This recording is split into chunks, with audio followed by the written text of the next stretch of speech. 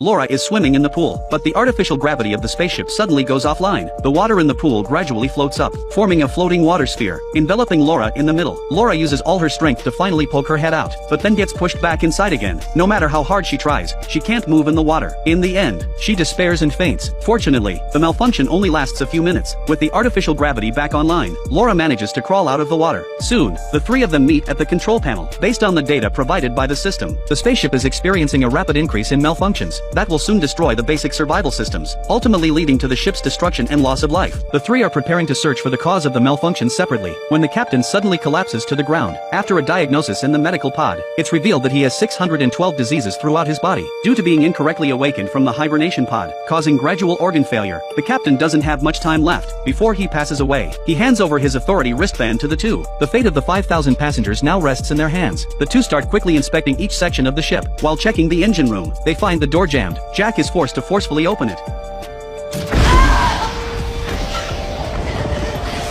Warning.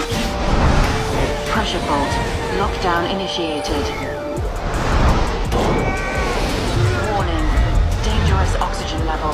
Please. At a critical moment, Jack has a clever idea. He throws a tablet to Laura, allowing her to seal the hole in the floor. Through this hole, they quickly find the cause of the malfunction. An asteroid has punctured the control circuit board of the reactor, causing the reactor's pressure to increase rapidly, and it's on the verge of overloading and exploding. Jack quickly replaces the damaged parts, but during the system reboot, he realizes there's a problem with the air ventilation. Before the reactor explodes, he only has the option to manually vent the air. Jack uses the door as a shield, enters the exhaust pipe outside the spaceship, but the situation is worse than expected. The exhaust valve can only be manually held open, meaning he has to endure the high temperatures of the reactor. With Jack's persistent insistence, Laura activates the exhaust switch,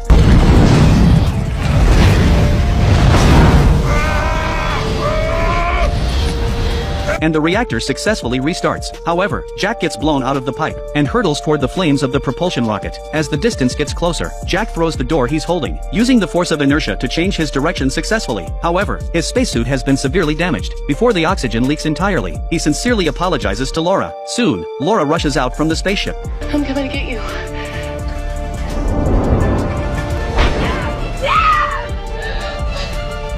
Seeing Jack drifting into space, at a critical moment, Laura grabs onto the safety rope attached to him, successfully bringing him back to the spaceship. However, after a diagnosis in the medical pod, Jack is confirmed to be deceased. To perform the surgery, approval from medical supervision is needed. This is where the captain's wristband comes into play. Laura uses his authority to take control, activating all available treatment methods, ultimately saving Jack. After experiencing this life and death separation, the two finally reconcile. Jack looks at the instructions of the medical pod, realizing he can put someone back into hibernation, but there's only one device available.